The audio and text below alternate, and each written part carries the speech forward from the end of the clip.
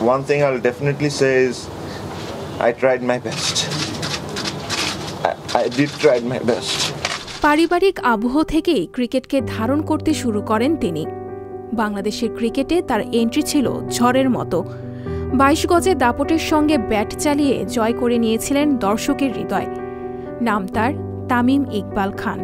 তবে বৃহস্পতিবার ৬ জুলাই জানিয়ে দিলেন আর খেলবেন না আন্তর্জাতিক ক্রিকেট। সমালোচনা আর অভিমান দুটো মিলেমিশেই বোধহয় এই সিদ্ধান্ত।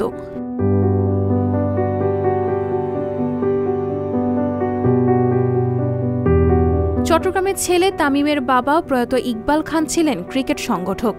আরেক চাচা আইসিসি ট্রফি জিতিয়ে দেশকে বিশ্বকাপে খেলানো দলের অধিনায়ক বরেণ্য ক্রিকেটার আকরাম খান। ছোট চাচা প্রয়াত আকবর খানের হাতে তামিমের ক্রিকেটের হাতেখড়ি। তামিমের বড় ভাই নাফিস ইকবাল ছিলেন বাংলাদেশ জাতীয় দলের সাড়া জাগানো ব্যাটসম্যান।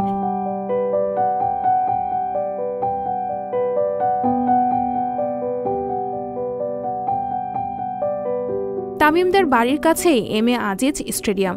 সেখানে কৈশোর কেটেছে ক্রিকেটময়। ঘণ্টার পর ঘণ্টা এখানে সময় দিয়েছেন, শিখেছেন ক্রিকেট বল মোকাবিলার তরিকা। তার অনুশীলন পরে লাল সবুজের জার্সিকে করেছে মহামান্বিত।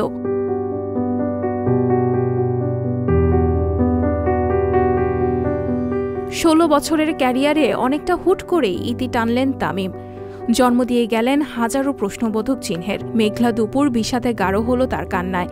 জন্মভূমি চট্টগ্রামে জনাকীর্ণ সংবাদ সম্মেলনে আন্তর্জাতিক ক্রিকেট থেকে অবসরের ঘোষণা দিলেন দ্য ড্যাসার ডাকনামের এ তারকা। ডুকরে কেঁদে তামিম স্মরণ করলেন অনন্ত লোকে থাকা বাবার কথা। ধন্যবাদ জানালেন ক্রিকেট বোর্ড ও সতীর্থ ক্রিকেটারদের।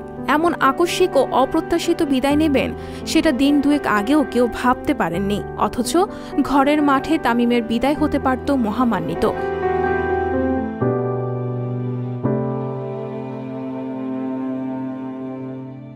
ক্রিকেট তারকাদের আনুষ্ঠানিক বিদায় শেষ খেলার দিন মাঠেই দেয়ার রীতি, কিন্তু সেটা আর তামিমের ক্ষেত্রে হল না। আফগানিস্তানের কাছে হার হয়ে থাকল তামিমের শেষ ম্যাচ। দর্শক ও ভক্তরা হয়তো ভাবছেন বিদায়টা এমন না হলেও পারত। তামিমকে তারা মনে রাখবেন।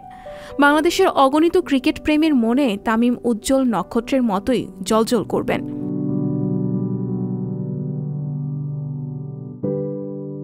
সঞ্জিতা শম্পা, সংবাদ প্রকাশ।